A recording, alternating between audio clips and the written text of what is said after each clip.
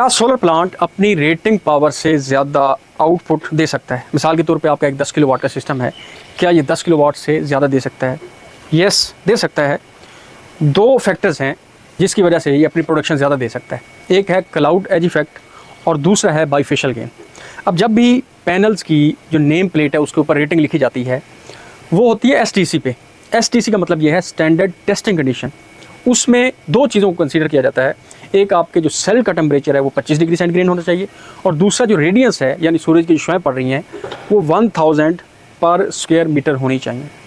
अब आपकी पावर ज़्यादा हो सकती है अगर आपकी ये दोनों कंडीशंस मीट हो जाएं और इससे भी ज़्यादा आइडियल हो जाए, यानी आपका ये जो ओवरऑल सेल का टेम्परेचर है जब आप इसे लगाएंगे तो वो 25 डिग्री सेंटीग्रेड हो जाए और दूसरा जो रेडियंस है ना वो बढ़ जाए।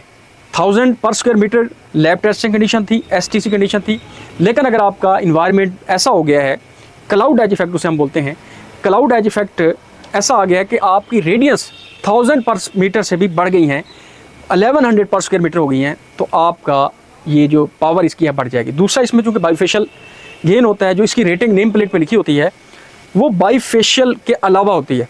अब जब बाइफेशियल गेन भी उसमें ऐड होगा, क्लाउड एज इफेक्ट भी होगा, तो ये दोनों मिला के इस पैनल की पावर को बढ़ा देंगे। अब आपका इन्वर्टर जो है वो 10 किलोवाट से ऊपर नहीं दे सकता अगर 10 किलोवाट का लगा हुआ है।